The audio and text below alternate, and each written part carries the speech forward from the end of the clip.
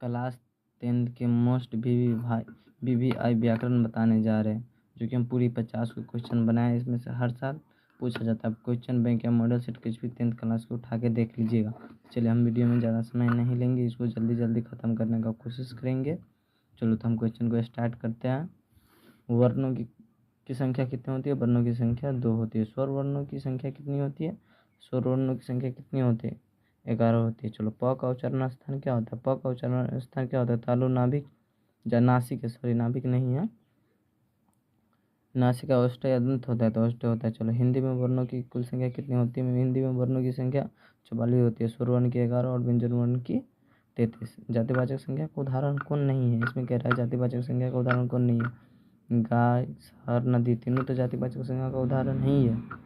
वो सॉरी, एक ऑप्शन इधर भी था, विवेकानंद। कह रहा है द्रव्यवाचक संख्या का उदाहरण है। इनमें से कौन द्रव्यवाचक संख्या का उदाहरण है? सॉरी, द्रव्यवाचक संख्या का उदाहरण कौन है? तेल, गुच्छा, शहर या कक्षा। तेल। इनमें से कौन प्रश्नवाचक संज्ञा? क्या, किसने, किसे, सभी? सभी है।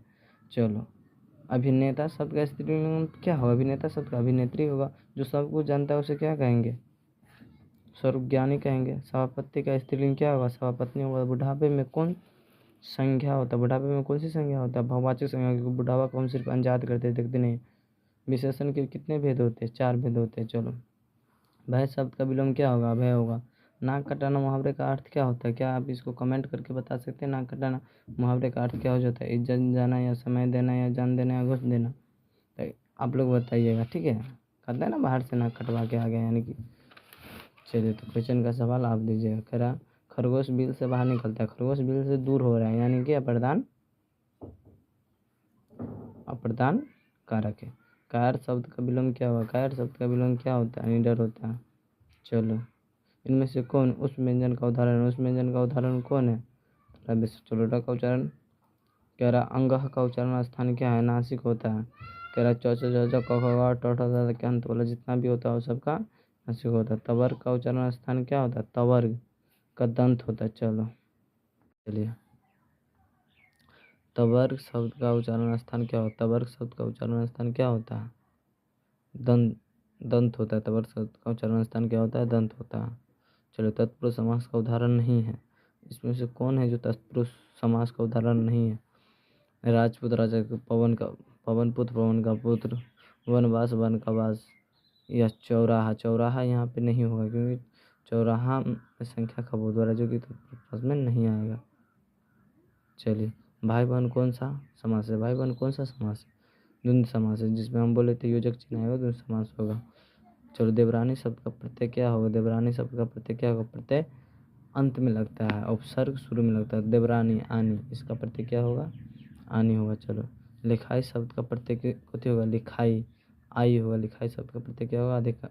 आई होगा। चलो, अधिकार शब्द में उपसर्ग क्या? उपसर्ग पहले वाला होता है। उपसर्ग कहाँ वाला होता है? पहले वाला होता है। अधिकार शब्द में उपसर्ग अधि है, दोनों अधि है, लेकिन देखो यहाँ अधिकार किस प्रकार लिखाया गया है, तो इसके वजह से यह वाला अधि होगा। निर्जल शब्द में उपसर्ग क्या होगा? निर होगा। निस नहीं होगा, निर होगा। चलो, अनुबाद शब्द में उपसर्ग क्या होगा? अनु होगा। चलो, संधि के भेद। कह रहा, संधि के भेद कौन नहीं है? मतलब संधि का भेद नहीं है। स्वर संधि, व्यंजन संधि, विसर्ग संधि या संज्ञा संधि। यहाँ पर वो तीनों भेद है, लेकिन संज्ञा संधि भेद नहीं होता। बहादुर का पूरा नाम क्या है? बहादुर का पूरा नाम क्या है? दिल बहादुर, दिल बहार, दिलन, या शेख बहादुर? दिल बहादुर है। एक क्वेश्चन चैप्टर में क्या आ गया? 10th क्लास का, तो आप घबराइएगा नहीं। क्वेश्चन नंबर 28 हम कंप्लीट कर चुके हैं। आइए क्वेश्चन देखते हैं। यर, अल, व, स को क्या कहते हैं? अभी हम बताए, यर, अल, व, स को क्या कहते हैं? अंतस्थ व्यंजन कहते हैं, क्योंकि उस व्यंजन तो आ जाएगा तब समुदाय से डांटी स्वामी। चलो, यहाँ पर वो क्वेश्चन भी पूछे दिया है। लो, तलब से मूर्धन्य सा डंटी, तलब से मूर्धन्य सा डंटी सा को हम क्या कहते हैं? उस व्यंजन कहते हैं। कह रहा, ए, ऐ, ओ, औ कौन स्वर है? दीर्घ स्वर है। इस सबको बोलने में कहीं ज़्यादा स्वर लगता है, लेकिन हर स्वर नहीं है। सर्दी कौन सी संज्ञा? हम सर्दी को थोड़ा ही पता करते हैं, हम अनुभव करते हैं। भाववाचक संज्ञा। सेना कौन सी संज्ञा? सेना। जब सेना कह रहे तो पूरा समूह का बोध करा रहा है, तो यह आ जाएगा समूहवाचक संज्ञा में। कोई रोड, कौन रोड है ये? कौन सा सर्वनाम है? प्रश्नवाचक सर्वनाम है। कौन रोड है? हमको पता नहीं कौन रोड है ये। कह रहा, आप भला तो जग भला। ये कौन सी सर्वनाम है? जब आप भला रहिएगा तो जग भला। ये नीचवाचक सर्वनाम में आ जाएगा। जब आप ठीक रहेगा तब ना सब ठीक रहेगा। आप ही बीमार रहेगा तो कुछ अच्छा लगेगा नहीं। कह रहा है अगला है, अगला खानदान शब्द का विशेषण क्या होगा? खानदानी होता है। खानदान शब्द का विशेषण क्या होगा? खानदानी होगा। चलो, लाल कपड़ा, लाल में इसमें कौन विशेषण है? लाल कपड़ा जो है, लाल इसमें कौन विशेषण है? लाल किसी का गुण बता रहा है कि कपड़ा कैसा है तो लाल है, तो गुणवाचक में जाएगा। विशेषण के कितने प्रकार होते हैं? विशेषण के 4 प्रकार होते हैं। हम पीछे भी दिए थे, शायद 2 बार लिखा गया है। चलिए, कारक के प्रकार होते हैं। कारक कितने प्रकार होते हैं? तो सभी जानते हैं। 10th क्लास में होगा, कारक के प्रकार नहीं जानता वही अपने आप से कमेंट कर दीजिएगा। चलो, हरि मोहन को मारता है, कौन कारक? कर्ता ने, क्रम को हरिमोहन को मारता है, क्रम को, क्रम कारक। और शब्द और शब्द क्या है? और शब्द एक संस्कृत शब्द है, जो जब संस्कृत आएगा तो तत्सम में आएगा। यौगिक शब्द कौन है? इसमें से जब 2 शब्द मिलकर बनता है उसे यौगिक शब्द कहते हैं। पंकज, निर्जल या पाठशाला। पाठशाला है। क्वेश्चन नंबर 42 हुआ। हम बोले थे ना ज़्यादा मिनट नहीं लेंगे, 7 से 8 मिनट लेंगे और पूरा 50 क्वेश्चन करवाएंगे। यहाँ पर हम देखेंगे 43 नंबर क्वेश्चन। चरण कमल शब्द का समास कौन है? चरण कमल शब्द कौन सी समास? कर्मधारय समास है। महाहर्ष शब्द का संधि विच्छेद क्या है? महाहर्ष, महाप्लस ऋषि, महाप्लस हर्ष या महाप्लस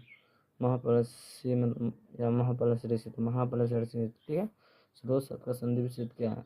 45 नंबर क्वेश्चन का आप लोग कमेंट कर दीजिएगा। इसमें विसर्ग बना होगा, देख लीजिएगा। इसमें विसर्ग क्या? सर पर सरोज होगा फिर, ठीक है। चलिए, पुत्री शब्द का पर्यायवाची शब्द क्या होगा? बेटी होगा। तनुज हो गया, तन्ने होगा, बेटी होगा। वायु शब्द का वो कह रहा, आयु कौन सी लिंग है? आयु कौन सी लिंग है? आयु कौन सी लिंग है? तो आयु स्त्रीलिंग है। मेरी आयु क्या है? कान में तेल डालना, मुहावरे का अर्थ क्या होता है?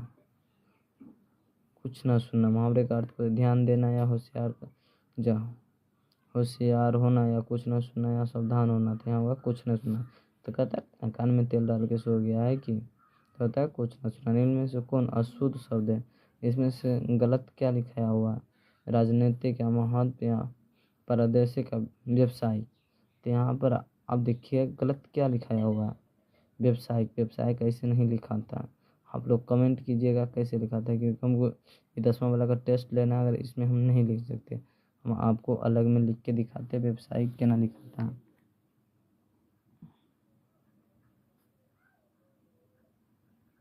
व्यवसायिक ऐसे लिखा था, ठीक है। चलिए, निम्नलिखित में से अशुद्ध शब्द कौन है? परीक्षा। चलो, पर्याच्य या अरच्य। तो ये वाला का कमेंट आप खुद कर दीजिएगा, इसमें से कौन अशुद्ध शब्द है, ठीक है। बाकी की सब सही होगा, कोई ना कोई एक अशुद्ध होगा। तो इसमें से आप कमेंट कीजिएगा। बोले ना, यहाँ तक 8 मिनट में आपका पूरा ऑब्जेक्टिव कंप्लीट हो चुका है, 50 की 50। तो आप लोग इस वीडियो को देखिए और शेयर कीजिए, क्योंकि मोस्ट इम्पोर्टेंट वीडियो है। चलिए।